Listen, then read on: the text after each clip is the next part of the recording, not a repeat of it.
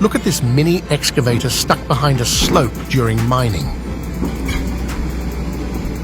Only experienced excavator specialists can solve this trouble. To solve this, they're deploying 2 heavy-duty excavators, a testament to the challenge at hand. The delicate dance of these massive machines begins. With expert precision, one excavator carefully positions itself at the top of the slope, its powerful arm extending downwards like a lifeline. It's a calculated risk, demanding unwavering focus and years of honed skill. Every movement is deliberate, every inch gained a victory.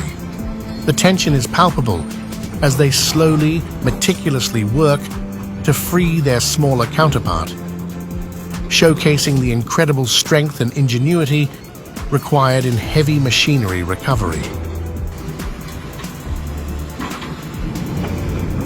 This isn't just about moving dirt, it's about problem solving, teamwork, and the remarkable capability of these engineering marvels.